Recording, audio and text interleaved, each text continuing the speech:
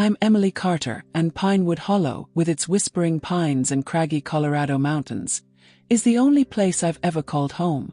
At 22, I'm known for my sunny disposition, but behind my smile lies a storm. My father, Robert Carter, rules our family with an iron fist, and his expectations weigh heavy on my heart.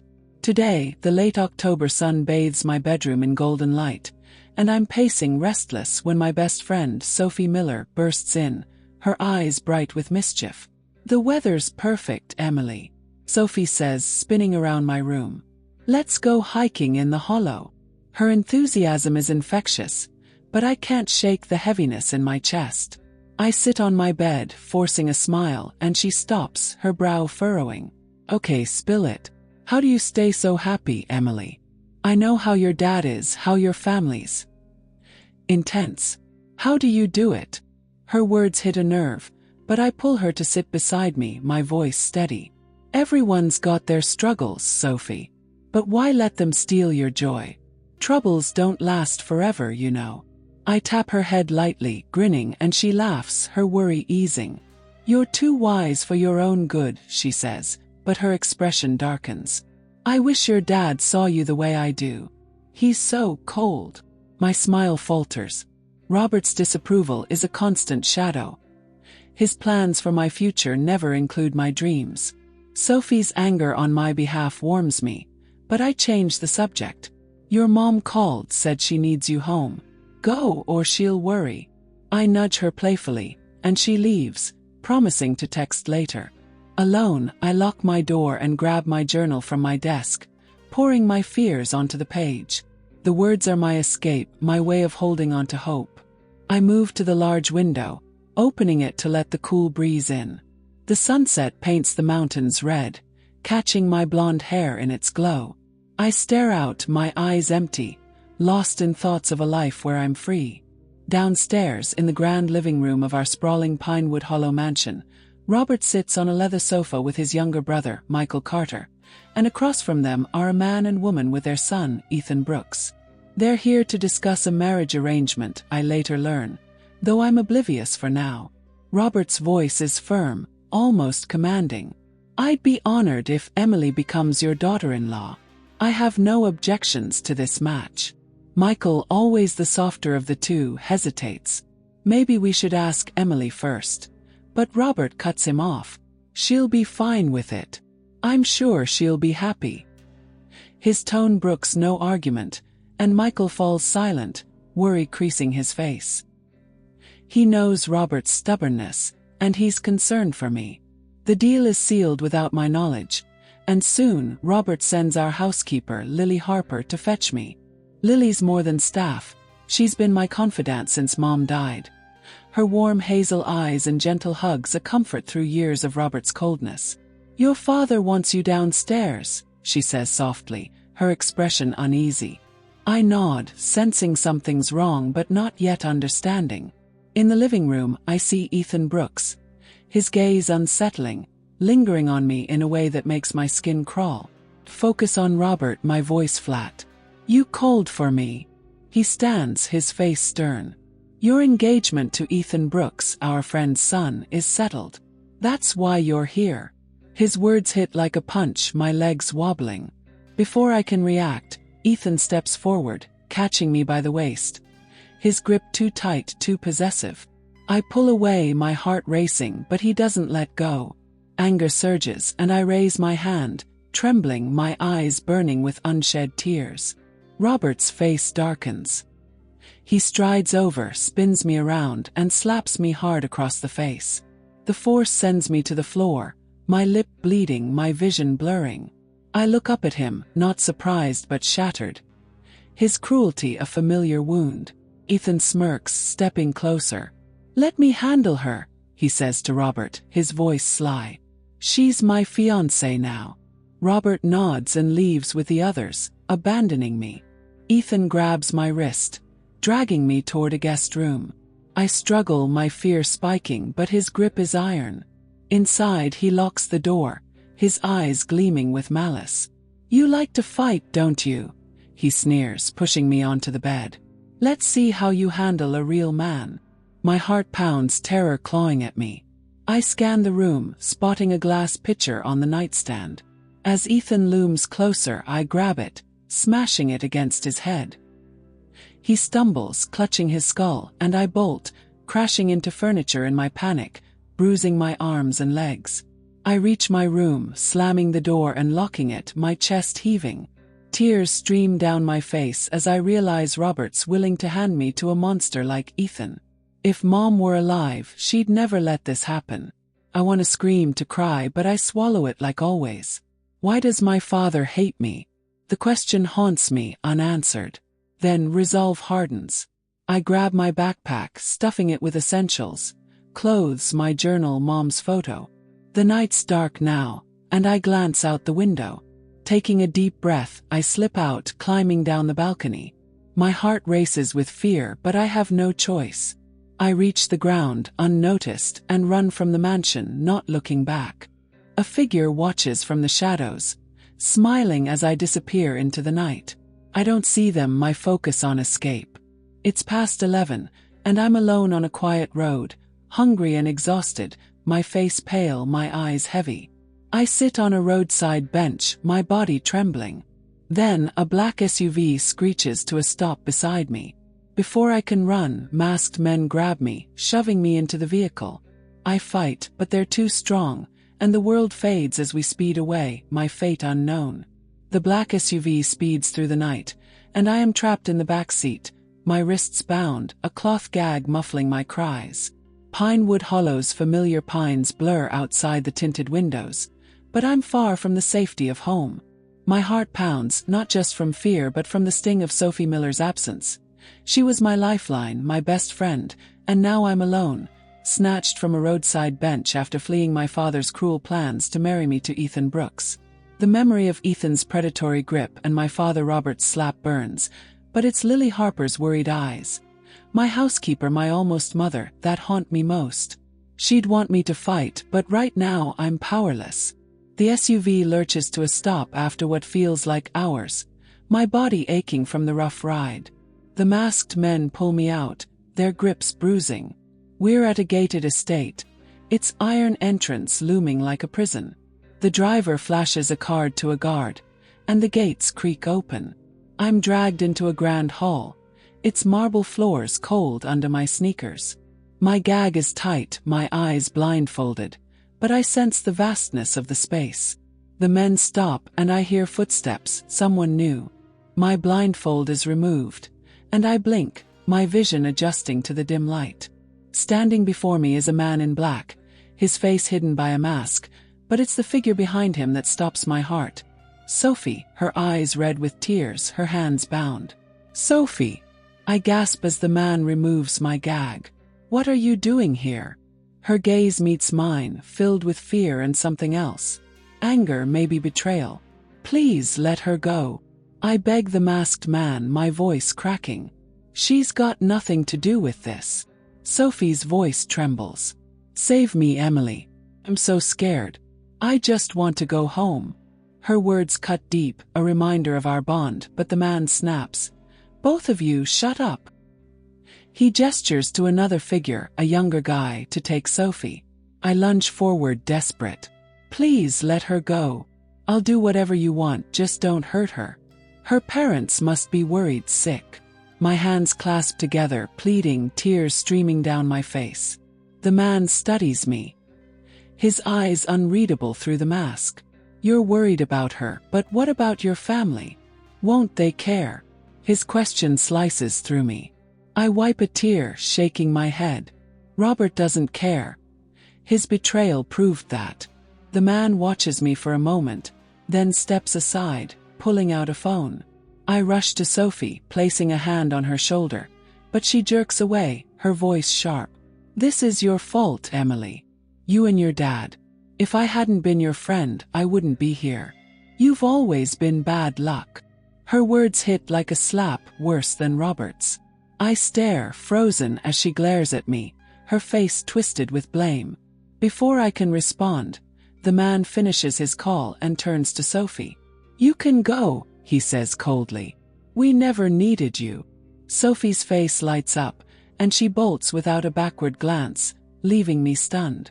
My only friend gone, her words echoing. I hate you. The man looks at me, his voice hard. You're coming with me. Don't try anything stupid, or we'll find her again. He grabs my arm, pulling me toward a hallway. My mind reels. Sophie's betrayal, Robert's cruelty, Ethan's menace, it's too much. I'm alone, truly alone. He leads me to a car outside, shoving me into the back seat before sliding into the driver's seat. The engine roars and I catch a sign. Aspen Ridge Airport, 10 miles. My stomach drops. Where are you taking me? I demand, my voice shaking. Where your father sent you, he says, eyes on the road. The words are a gut punch. Robert orchestrated this. My own father, selling me into some unknown fate. I choke back a sob, pleading. You can't do this. Please let me go. I'm no use to you. He glances at me in the rearview mirror, a smirk playing on his lips. You're useful, trust me. We need you unharmed. How else will you help us? His cryptic words chill me. I tug at the door handle, but it's locked. Defeated, I slump back, tears burning my eyes. He chuckles at my futile attempts and I snap, let me go, please. But he ignores me, the car speeding toward the airport. We arrive at a private airstrip, and he pulls me from the car. His grip firm but not cruel. My body's weak. I haven't eaten or slept in days, and my face feels hollow, my blonde hair tangled. He leads me to a sleek jet, where another man waits, his face also masked. She's here, my captor says. But we can't trust her yet. The other man, voice smooth but cold, replies. She's not going anywhere now. Good work, Nate. My captor, Nate, nods and leaves, his parting words to the other man. She's innocent, Ryan. Too innocent. Ryan cuts him off. Your job's done. Go. As Nate exits, Ryan mutters to himself. You're here, Emily, but you'll never leave. Not if I have anything to say about it. He adjusts his mask and heads toward me. I'm alone in a dimly lit cabin on the jet, curled in a corner, my knees drawn up. The engines hum, signaling departure, and my heart sinks. What does Ryan want? Why does Robert hate me enough to do this? Lily's face flashes in my mind. Her kindness, her worry. I cling to the thought of her, vowing to escape, to find my way back to Pinewood Hollow. But as the jet takes off, the reality of my cage settles in, and all I can do is wait, my tears silent, my hope fragile but unbroken. And the hum of the private jet's engines is a relentless reminder that I'm no longer in Pinewood Hollow. The cabin is dim, its leather seats cold against my skin as I huddle in a corner, my wrists still sore from the ropes that bound me hours ago. My heart aches with betrayal. My father, Robert Carter, orchestrated my kidnapping, sending me into the hands of strangers for reasons I can't fathom. Sophie Miller, my best friend, turned her back on me, her words. Asterisk, you've always been bad luck, asterisk, cutting deeper than any wound. Only the thought of Lily Harper, our housekeeper who's been more mother than employee, keeps me grounded. Her warm hazel eyes and gentle encouragement are a lifeline I cling to, even as I'm trapped in this nightmare. The jet lands with a jolt, and Nate, the masked man who drove me here, reappears. He's tall, his movements deliberate, but there's a flicker of something, hesitation maybe, in his eyes. Come on, he says, his voice gruff but not cruel, as he leads me off the plane. We're at a private airstrip, surrounded by dense forest, the air sharp with pine and frost. A black SUV waits, and Nate ushers me inside, his hand firm on my arm. I don't fight. I'm too exhausted, my body weak from hunger and fear, my blonde hair matted, my face pale. We arrive at a sprawling mansion, its stone facade looming under the moonlight. Inside, Nate hands me off to a young man, maybe 20, who avoids my gaze. Follow me, he mutters, leading me to a small room with a single bed and a barred window. If you need anything, tell me, he says, placing my backpack, minus my phone, on the floor, along with a tray of food, a sandwich, water, and apple. He leaves, locking the door, and I collapse onto the bed, too drained to eat but clutching my bag. Inside I find my journal, Mom's photo, And inexplicably my passport. I never packed it. My mind races, someone placed it there, but why? Spark of hope ignites. Maybe I can use it to escape.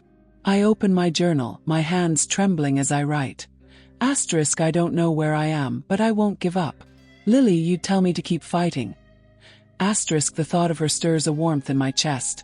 A faint romantic hope for a life where I'm free to love, to be loved, not controlled like Robert wanted, or threatened like Ethan Brooks intended. But that hope feels distant as the door opens, and a new figure enters. Tall, broad-shouldered, masked, his presence commanding.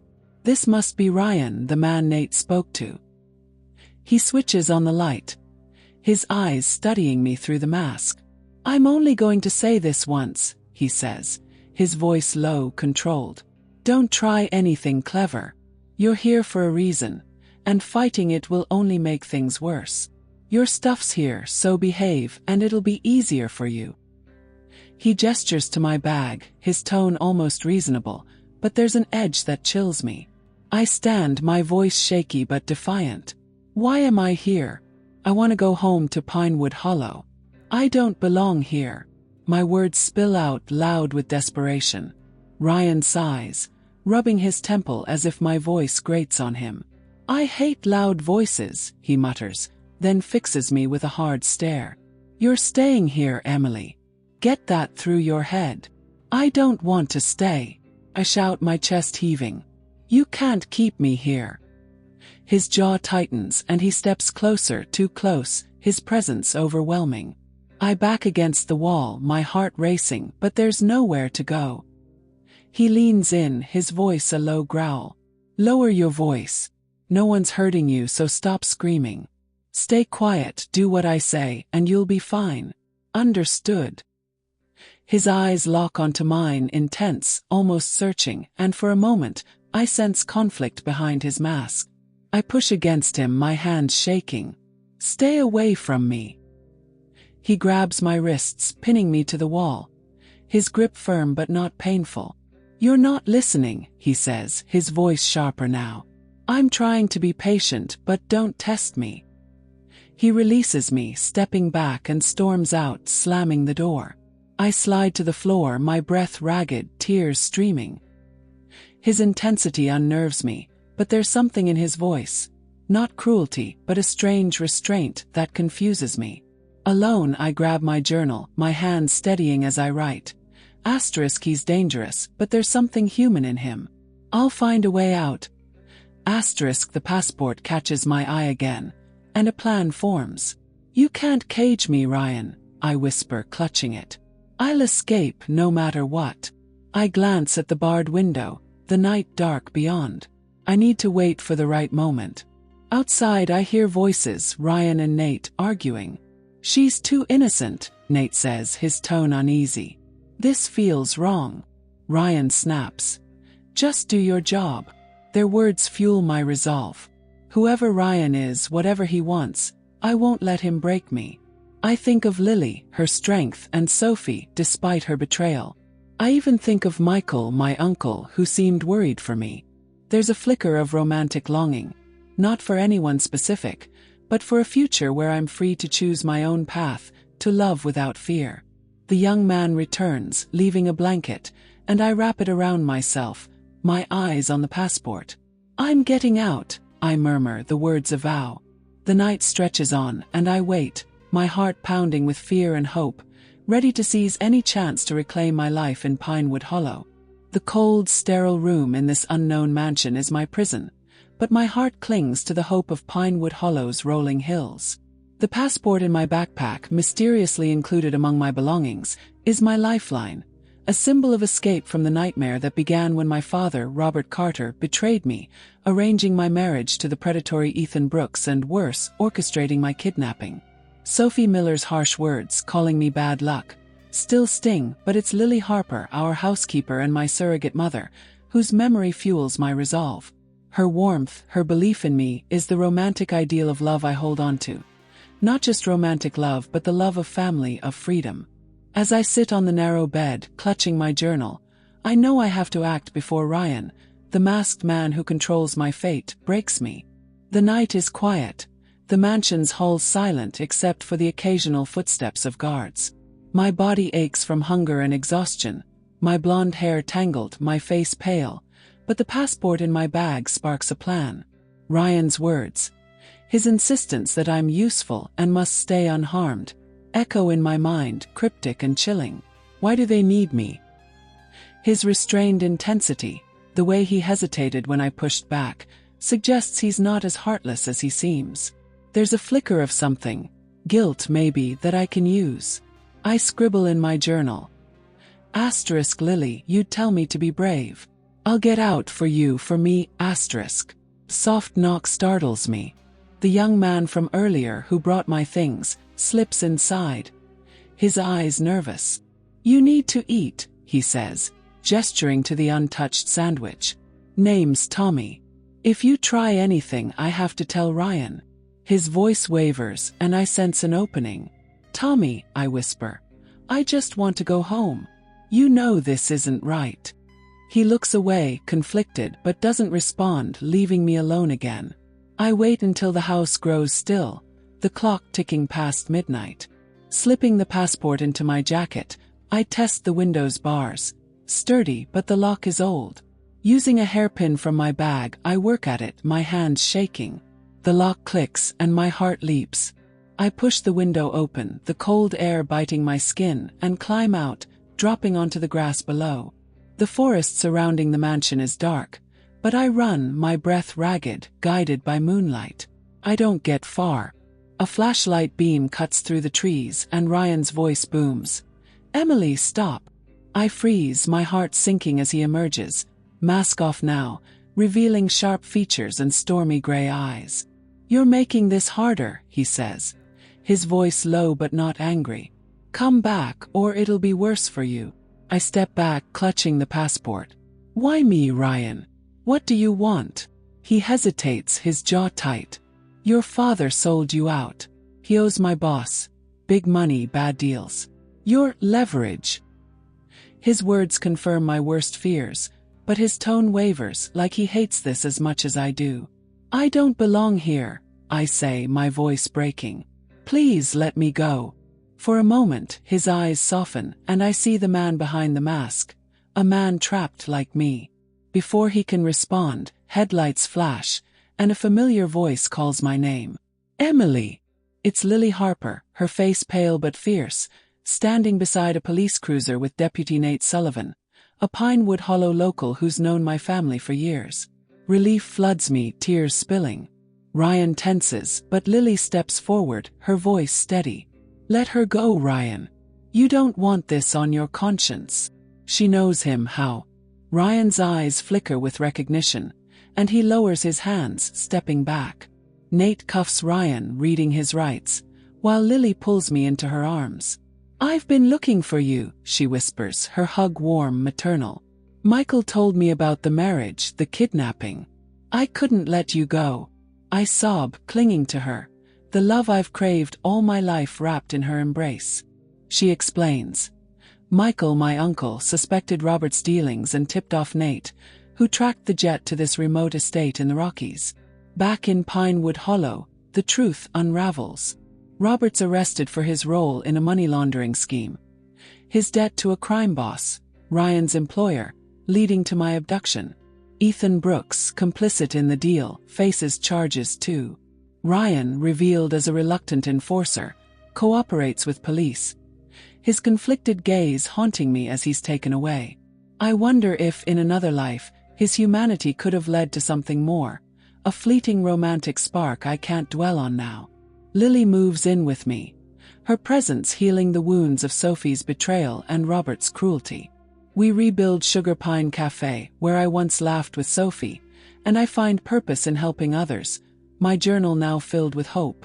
One evening, Nate stops by, his shy smile hinting at something new. You're stronger than you know, Emily, he says, and my heart flutters, a cautious romantic hope blooming.